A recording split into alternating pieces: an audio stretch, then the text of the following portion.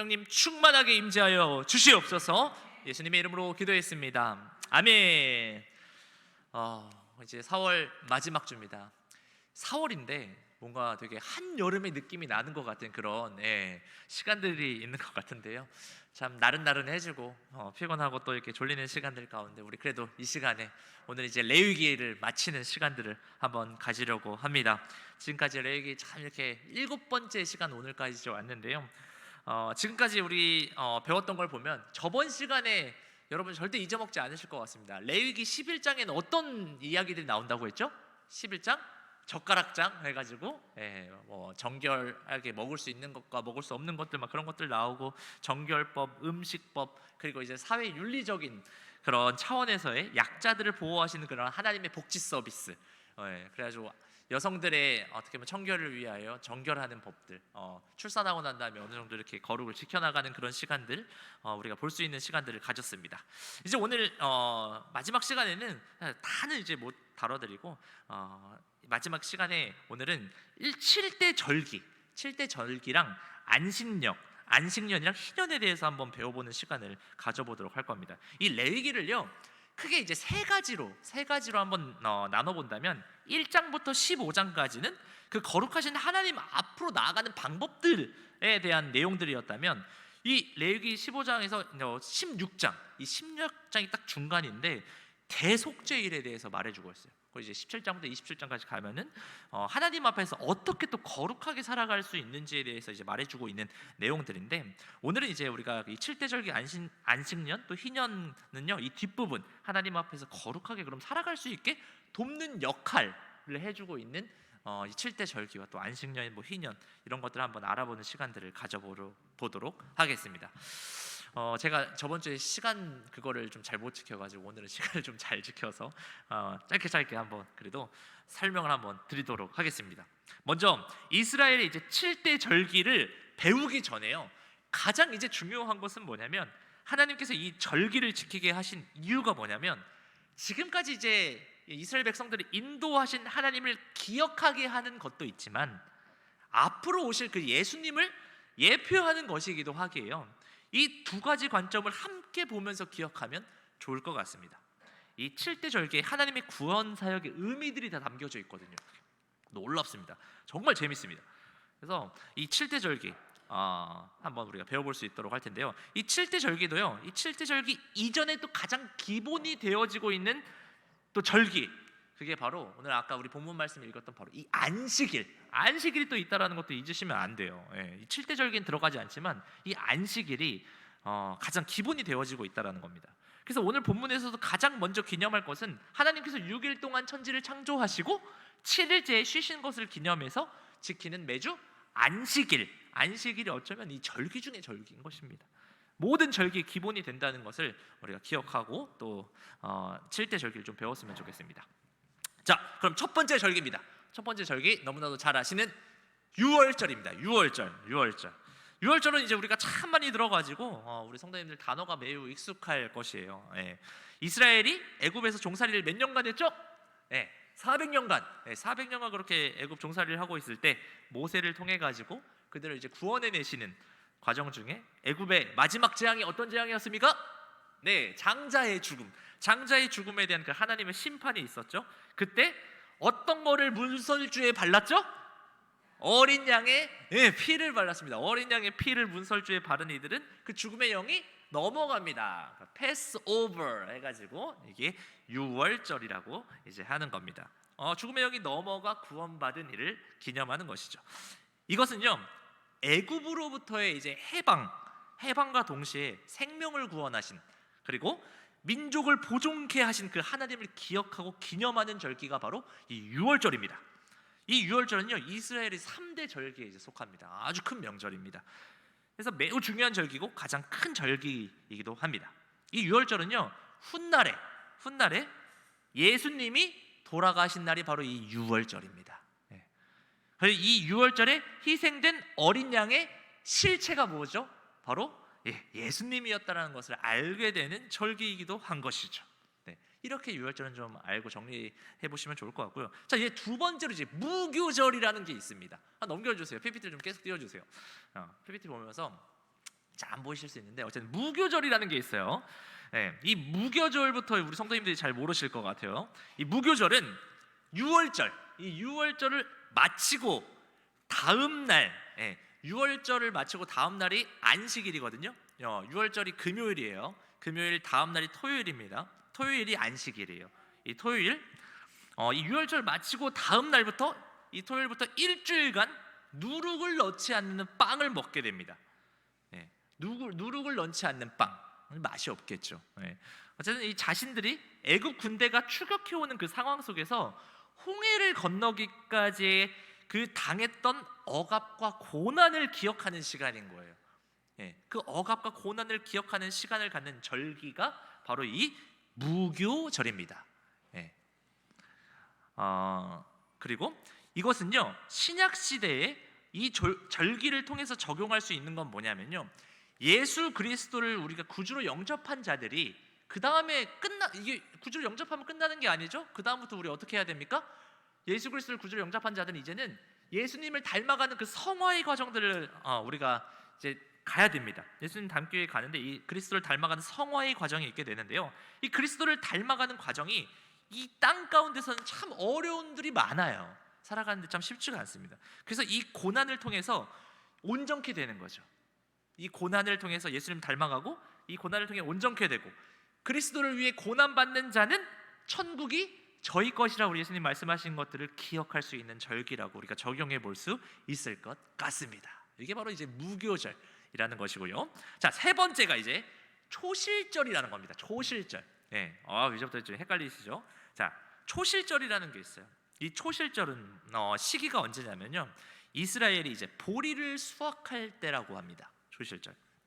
그래서 처음으로 수확한 그 보리를 가지고요, 6월절 후 첫 번째 안식일, 그러니까 6월절 다음 날이 안식일이죠. 안식일 그 다음 날, 이 다음 날에 그 첫 열매를 가지고 하나님 앞에 감사의 제사를 드리는 시간을 갖는 거예요. 쉽게 생각하면 첫 열매로 그 감사하는 시간을 갖는 겁니다. 근데 이게 시기가 아까 언제라고 했죠? 6월절 다음 날 안식일인데 이 안식일 그 다음 날 이때 절기를 지키는데 이게 신약 시대 때 지금 뭐죠? 주일입니다. 주일. 우리 예수님이 부활하신 날, 부활하신 날이에요. 그러기에 이 초실절의 그 첫 열매로 하나님께 제사를 지낸다 그랬잖아요. 그래서 이 초실절의 첫 열매, 이거랑 신약이 연결되는 게 뭡니까? 부활의 첫 열매 대신 예수님과 연결이 되는 거예요. 그래서 이 예수님을 부활하신 첫 열매 대신 예수님을 예표하고 있는 절기가 바로 이 초실절이에요. 그런 게 또 있습니다. 그리고 이 초실절을 기준으로 해가지고 49일 후에 49는 땡땡이 49죠. 우리 구구단 77에 49입니다. 77에 49 해가지고 이 49일 후 50일째 되는 날, 이거를 77절이라고도 하고요. 이걸 부르는 걸 또 77절, 그럼 또 50일째 되는 날이니까 오순, 순이 10을 가르치잖아요. 5하고 10 곱하면 오순, 그래서 오순절이라고도 하는 겁니다. 77절, 오순절 이렇게 해가지고 또 이 77절과 오순절이라는 또 절기가 있습니다. 이 77절에는요, 유다 땅에는 이 시기가 이제 밀이 수확할 때래요. 거기는 이제 보리랑 밀을 농사짓는 지역인데 이때는 밀을 수확할 때라 당시에 또 밀을 허락해 주신 하나님께 감사하는 시간들을 또 갖는 겁니다.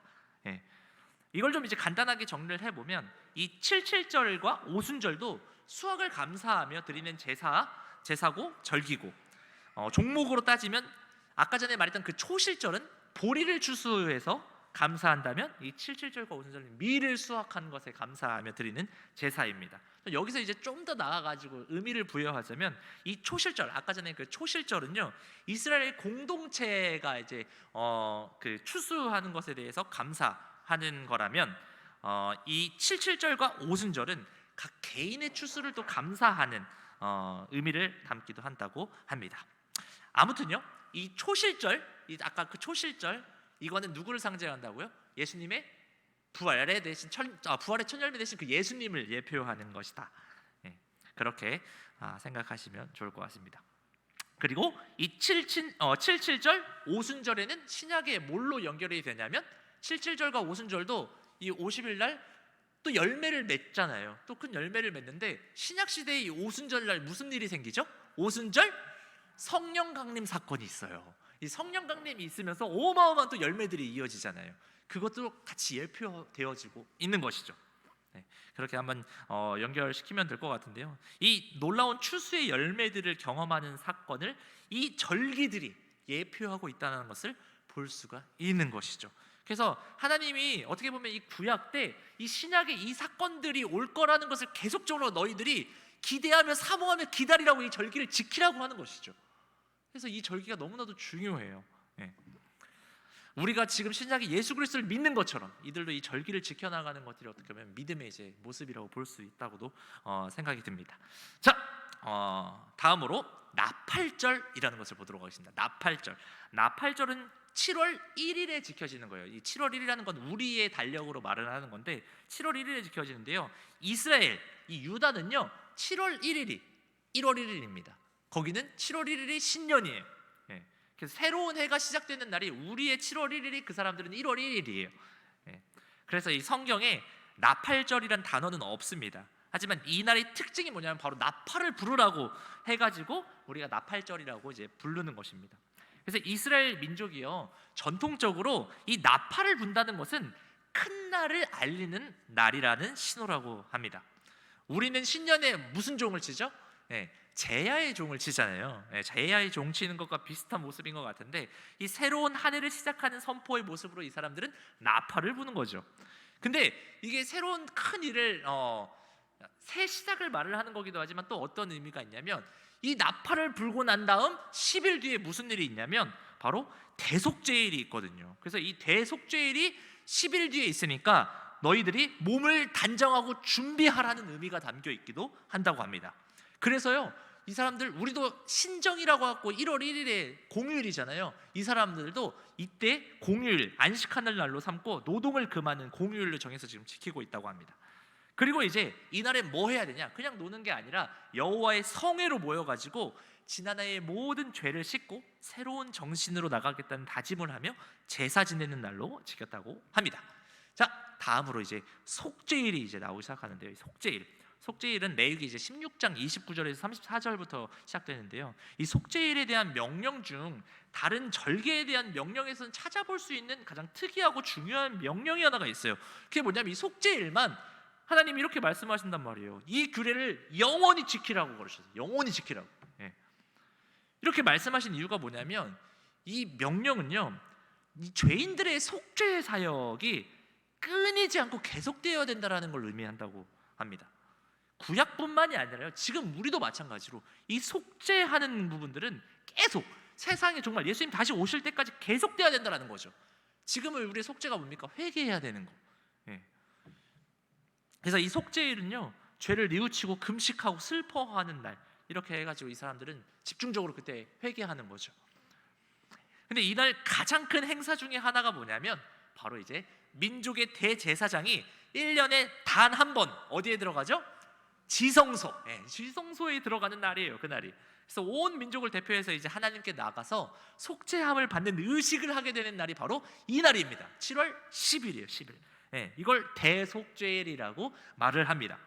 그렇게 이제 대제사장이요 지성소에 들어가서 이 속죄함 받는 의식들을 이제 막 치러요. 엄청 이렇게 나옵니다. 성경 보면은 그런 의식들 치르고 나와가지고 여기서 좀 이제 특징적인 부분이 이제 2마리 염소를 택하는데요. 2마리 염소를 제비 뽑아가지고 택합니다. 그래서 그중 하나는 죽여가지고 이스라엘 대신에서 이제 제물로 드리는 제물로 드려지게 되고요. 그리고 이제 하나의 또 다른 염소는 대제사장이 거기서 안수를 합니다. 그 안수를 하면서 이스라엘의 모든 죄를 이제 고백하면서 이 안수를 해요. 그리고 그 염소는 어떻게 하냐? 멀리 이제 광야로 데리고 갑니다. 그렇게 해서 그 광야 이렇게 사람들 없는 그쪽에 보내져 가지고 그냥 거기서 버려놓고 오는 거죠. 그럼 그 염소가 이제 방황하다가 거기서 이제 죽게 되는 거예요. 그런 의식을 치르는데요. 이것을 아사셀이라고 부르는 거예요. 아사셀. 속죄의 염소라고 말을 하는 겁니다. 이 아사셀 염소가 이제 상징하는 게 뭐냐면 사단이요. 악한 이 사단이 모든 사람의 죄를 짊어지고 이제 무적행 속에 갇혀 있다가 이제 지옥 불못에 던져지는 그런 것을 예표적으로 보여주고 있는 장면이라고 합니다. 자, 다음으로 이제 마지막 7번째 초막절입니다. 초막절 이제 뒤에 좀 그림 좀 있으니까 그림 좀 보면서 하시죠. 네, 좀 지루하니까. 초막절 뒤에 이제 보면요, 초막절에는요 1년을 이제 안정되게 생활했던 그 주택을 떠나가지고 근처에 있는 이제 공터, 그리고 이제 가족마다 에서 그 공터에서 가족마다 이제 초막을 짓고 일주일간 그곳에서 생활하며 지내는 절기입니다. 7월 15일에서 21일까지죠. 그렇게 해서 초막절의 이 의미는 뭐냐면 우리는 이 땅의 나그네의 삶이라는 것을 계속 기억하게 하는 거예요. 언제든지 주님이 부르시면 바로 올라갈 준비를 하는 그런 자세로 우리 살으라는 겁니다. 천국을 사모하는 삶을 살아라, 이런 의미를 가지면서 기념하고 기억하는 날이 바로 이 초막절이라는 것이죠. 초막절. 이 초막절은 이 정도만 알면 될 것 같습니다. 자, 그러면 이제 구약의 7대 절기에 대해서 우리가 한번 배워봤었습니다. 근데 우리가 그냥 이 정도로만 배우고 그냥 끝나면 아니라, 아까 제가 중간중간에 말씀드렸지만 이 절기는요 매우 중요한 것을 예표하고 있다는 것을 우리가 기억해야 됩니다. 이스라엘 7가지 절기에 다 예수님이 드러나고 있는 거거든요. 그래서 예수님이 오셔서 이 모든 절기들이 이제 폐해진 겁니다. 그래서 저희는 이 절기를 지키지 않잖아요. 왜냐하면 예수님이 이 땅 가운데 이 모든 것들을 다 완성시키셨기 때문에 그렇습니다. 그래서 우리는 이 절기를 지키고 있지는 않습니다. 그래도 우리가 그 의미를 다시 한번 이제 정리를 해보면 이제 뒤에 나오는데, 유월절은 예수님의 십자가 죽음을 표하고 있는 거고요. 초실절은 예수님의 부활. 한번 더 넘겨주세요, PPT. 그럼 77절은 예수님과 성령님의 또 임무 교대라고 이제 볼 수 있고요. 나팔절은 예수님의 이제 재림을 상징하기도 합니다. 대속죄일은 예수님의 속죄 사역을 말을 해주고 있는 거고요.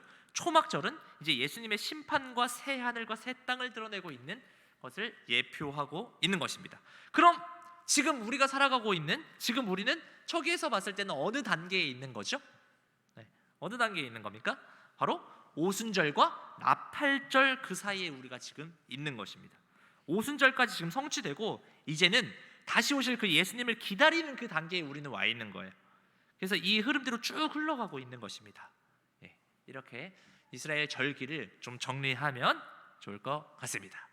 이 정도 하고요. 자, 다음으로 마지막 25장부터 이제 레위기 25장부터 소개되어지고 있는 건데요. 25장에 뭐가 나오냐면 안식년이랑 이제 희년 제도를, 제가 이제 이걸로 그냥 마지막으로 레위기를 마치려고 하는데 여기에 좀 약간 메시지가 있어서 제가 이걸 준비했습니다. 이 안식년 제도라는 게 뭐냐면, 안식년 제도는 6년간의 토지를 사용한 다음에 7년째 되는 그 해 있잖아요. 7년째 되는 그 해에 1년간 토지를 쉬게 하는 제도인 겁니다. 토지도 사람처럼 쉬어야 된다는 걸 하나님이 알려주시는 거예요. 근데 우리 지금 현대에 들어와서 이 토지를 쉬지 않게 하는, 그것이 땅을 병들게 하는 거죠. 하나님의 성경적인 법칙은 아닌 겁니다. 비료, 조구 막 이렇게 해가지고 막 땅을 엄청나게 힘들게 하는데, 어쨌든 토지도 사람처럼 쉬어야 된다는 거예요. 그렇게 쉴 때 다시 기름진 땅으로 변하게 되는 거죠. 그래서 6년째에는 그런데 하나님이 그러면 7년째는 우리 뭐 먹고 사냐, 그런 생각이 들 수 있잖아요. 하나님이 뭐 그렇게 그냥 내버려 두시는 분이 아니에요. 그래서 하나님이 이 6년째에 어떻게 하십니까? 6년째에 하나님이 수확량을 3배로 주신다고 약속을 하셨어요. 6년째 되는 해. 그래서 그 다음에 먹고도 남을 정도로 하나님께서 그렇게 허락하시는 거죠. 그런데 이 안식년 기간에도 관리를 하지 않아도 자라는 것들이 있잖아요. 그래도 그냥 자라는 것들은 어떻게 하냐면, 이것들은 가난한 사람들이 가져갈 수 있게끔 하라고 하셨어요. 과부나 고아들이 와서 가져갈 수 있게끔. 이런 우리 하나님의 모습들, 참 우리 하나님의 이 사회복지 시스템이 이렇게 너무나 자상하십니다. 우리 하나님이 그러시고요. 그리고 이제 희년제도를 보면요, 희년제도라는 게 있는데요, 이 여호수아가 가나안 땅을 정복하고 12지파에게 다 땅을 나눠줬었잖아요. 다 땅을 나눠줬는데 그래서 이제 뭐냐면, 이스라엘 민족들은 자기들에게 허락된 땅으로 만족하고 서로 양도도 하지 말라고 하나님이 하시거든요. 양도하지 말라고 그러거든요. 매매도 하지 말라고 나와 있어요. 레위기 맨 마지막에 보면 그렇게 다 나옵니다. 근데 만약에 어떤 좀 사정이 생길 수 있잖아요. 뭐 각 집안마다 어떤 사정이 생길 수 있으니까 그런 해가지고 매매를 하거나 양도하는 일이 생겼다면 50년째 되는 해, 50년이 되는 해가 되면 다시 원상복구하라는 거예요. 다시 원래 주인에게 다 되돌려주게 하는 것이 하나님의 명령이었습니다. 이게 바로 희년제도라는 것이 이런 제도였었는데요, 지켜지진 않았습니다. 어쨌든 모든 것을 원래 자리로 돌아가게 하는, 모두가 다 공평해지는 그 희락이 넘치는 날이어서 이제 희년제도라고 하는 것 같은데, 이 일이요, 우리가 지금 살아가고 있는, 우리는 자본주의 시대를 살아가고 있잖아요. 돈이 짱이잖아요. 이 자본주의에서는 정말 이해할 수 없는 제도죠. 공산주의 같은 느낌이 드는데, 그런데 하나님은 이렇게 하라고 하신 거죠. 50년마다 토지를 원래 주인에게 되돌려주고 노예를 또 해방시켜야 돼요. 노예를 해방시키고 빚도 다 탕감해주고. 그래서 공동체의 이 양극화를 막으려고 하셨던 것 같은데요. 그리고 이제 더 중요한 건 뭐냐면, 여기서 이제 하나님 말씀하시고 싶은 건 이거였던 것 같아요. 레위기 25장 23절에 보면요, 레위기 25장 23절 보면은 토지를 영구히 팔지 말 것은 그 토지가 다 누구 거예요? 다 하나님 거라. 네 거 아니다. 그거 다 내 거다 라는 것을 우리가 기억하게 하는 거거든요. 하나님 그렇게 하기 위해서 하신 건데, 그러면서 너희는 나그네의 지금 삶을 살아가고 있는 거다. 너무 그렇게 소유하려고 하지 마라, 그 말씀을 하시는 거거든요. 그래서 이 희년제도가 성경적인 그런 이스라엘 경제법이었었어요. 하나님이 원하시는 그런 경제에 돌아가는 그런 시스템이었는데 이게 안 됐죠. 못 했고, 지금 우리 또 대한민국은 어떻습니까? 우리가 살고 있는 시대는 어떤 사회입니까? 무한 경쟁 사회를 저희는 살고 있습니다. 그런데 우리에게 이 시대를 살고 있는 우리에게도 저는 참 이 말씀이 엄청난 메시지를 주고 있다라고 생각이 들어요.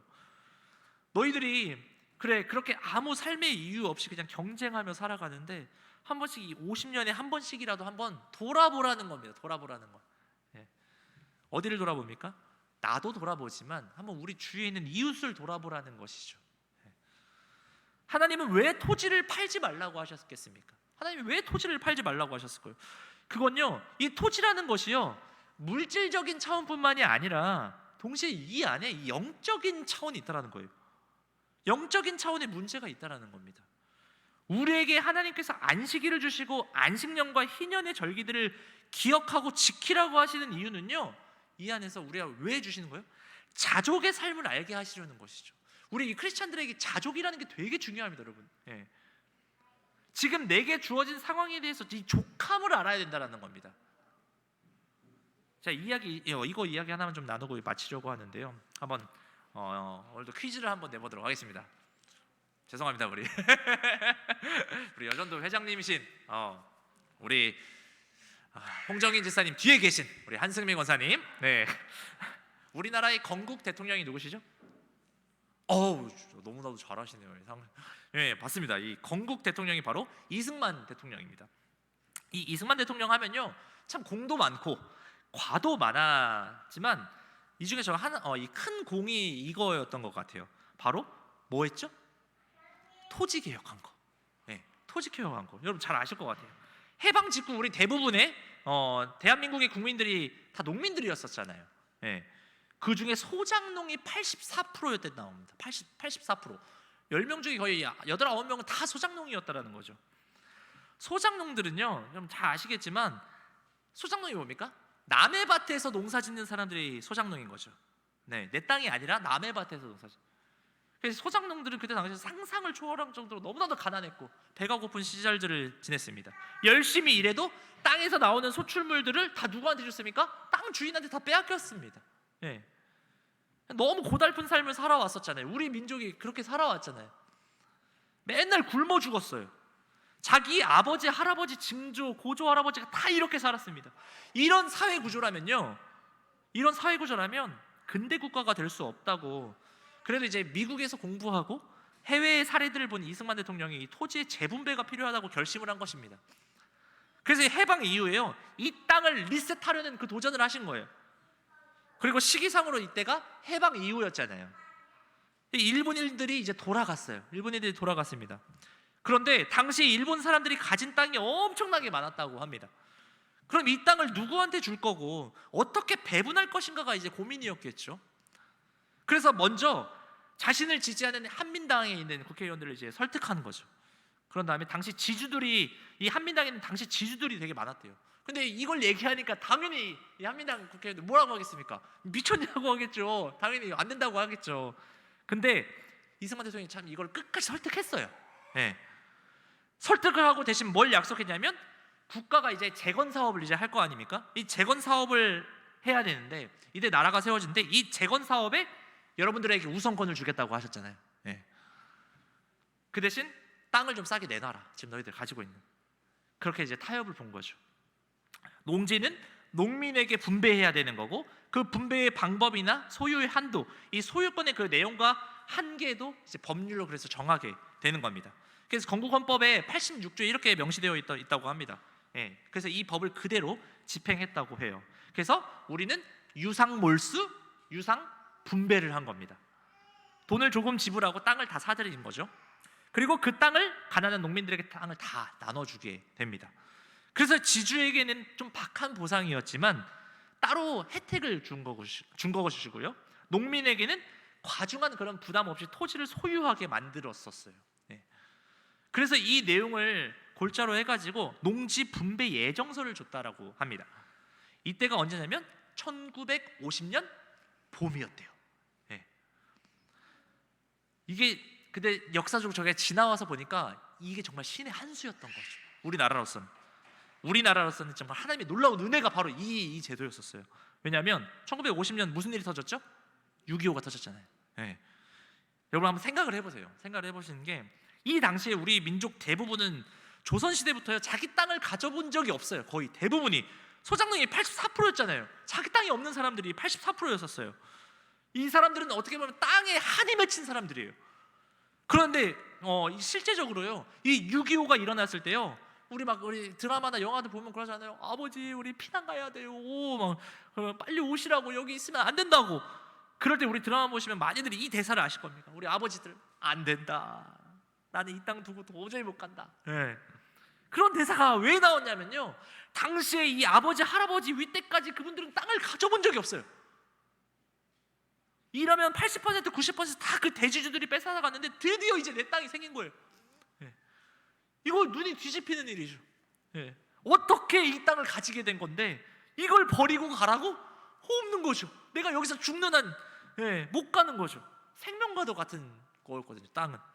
그래서 이 많은 학자들이 연구한 것을 이제 말해주는데요, 당시 이제 우리 할아버지 할머니를 저희가 폄하하는 게 아니고, 그 이제 학자들이 말을 하기로 그 당시 우리 대한민국 국민들이요, 민주주의를 위해서 싸운 사람은 그리 많지 않았다고 합니다.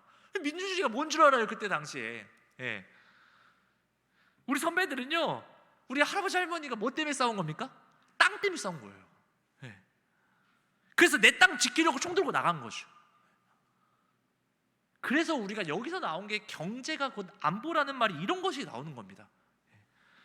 그것뿐만이 아니라 그 후에 이제 아들들이 공부할 때, 대학 보낼 때 이것들 다 어떻게 해서 보냈습니까? 우리 어른들, 우리 여기 계신 분들, 아버지 어머님들 다 여러분들 어떻게 교육시키셨어요? 땅 팔아가지고 다 대학 보냈다고들 하셨어요. 우리 할아버지가 맨날 그러셨어요. 땅 팔아가지고 애들 이렇게 했다고. 실제로 이제 저희 외갓집도 땅이 좀 많은 그런 집안이었습니다. 그래가지고 저희 이제 외할아버지가 7남매들 고등학교까지 다 가르쳤거든요. 딸만 5인데도 저희 삼촌들 다 대학 보내시고. 어떻게 보내셨다고? 땅 팔아가지고 보냈다고 하셨거든요. 땅 팔아가지고. 근데 이제 저희 할아버지가 가지고 있는 땅이 몇만 평이 이제 있으셨는데, 그게요 지금 여러분들 아시나 보죠? 현대자동차 있고 KCC 있는 땅이 저희 할아버지 땅이었어요. 네. 조금만 늦게 봤으면 제가 안 태어났을 수도 있어요. 저희 할아버지가 그 일 때문에 평생 술로 지내셨어요. 네. 아무튼 그렇게, 그러니까 근데 제가 알기로는 어쨌든 그렇게 큰 땅들을 그러니까 평당 몇백 원, 그러니까 2천만 원, 3천만 원 이게 받고 파신 거. 그게 한 3년 뒤, 4년 뒤에 몇백억이 되는 막 그런 일들이 있었으니까 어떻게 제정신에 살겠어요? 그랬습니다. 아무튼 그렇게 자식들 이렇게 부모님들이 땅 팔아가지고 서울대학을 보내고 그 자녀들 신분 상승하는 효과까지. 우리 이제 믿는 사람들은 당연히 우리가 하나님 은혜지만 이게 역사적 관점으로 봤을 때 이 토지를 통해서 이루어진 것이거든요. 예. 아무튼 이 하나의 정책만으로도 이승만 대통령이 참 어마어마한 일을 했다는 걸 우리가 인정해줘야 됩니다. 예. 우리랑 비교가 되는 나라가 또 어딘 줄 아세요? 바로 이제 베트남입니다. 베트남. 예. 베트남이 왜 공산주의가 된 줄 아십니까? 이제 여러 이유가 있겠지만 베트남은요 끝까지 이 토지 개혁을 못했어요. 토지 개혁을. 예. 왜냐하면 지주들의 반발을 이겨내지 못한 거죠. 그러니까 어떻게 됐습니까? 양극화가 일어난 거예요. 양극화의 결말은 어떻게 되냐면, 양극화가 되게 무서운 게 뭐냐면, 이 윗사람들도 그렇지만 이 밑에 있는 사람들이요 눈이 뒤집어져요. 이놈의 세상 발칵 뒤집어져라 하면서 밀란이 이루어지게 되는 거거든요. 이게 역사적으로 볼 땐 다 그렇게 갑니다. 양극화가.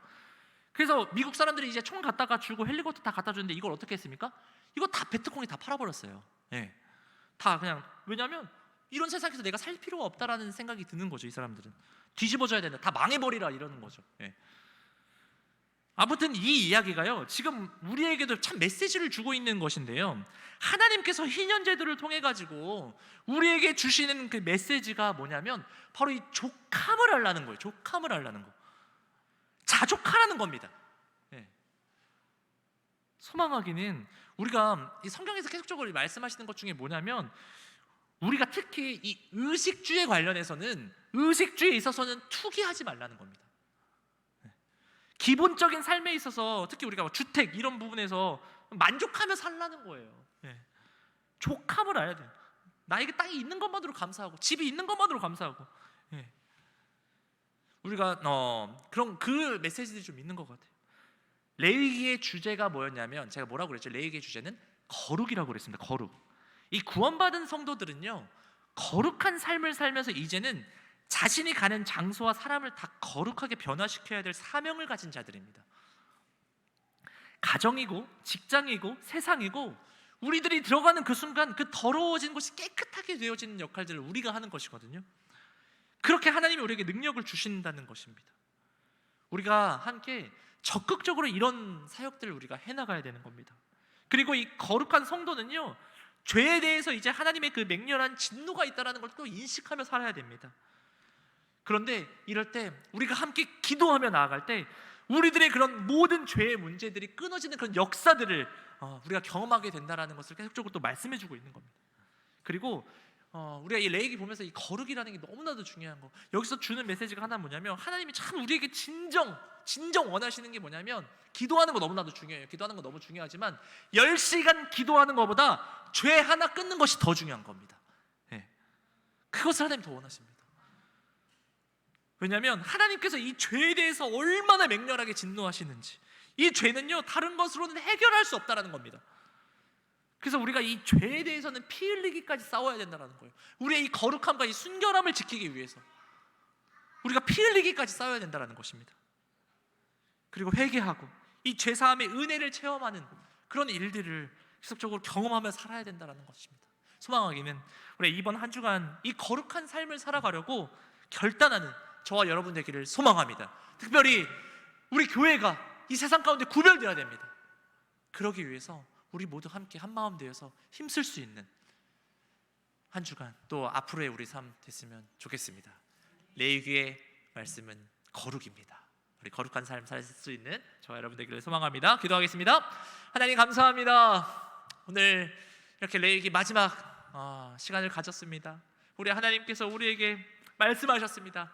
내가 거룩하니 너희도 거룩하라. 그리고 자족하라. 너희 주위를 돌아봐라.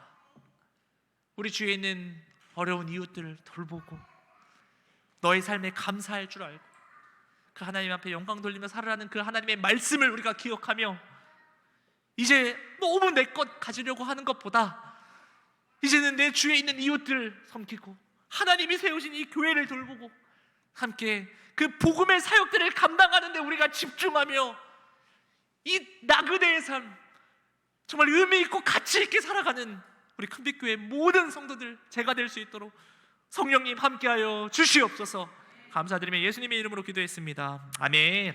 우리 이 시간 함께 마지막 오늘 숨을 쉬는 것 감사 찬양하고 축도로 예배 마치겠습니다.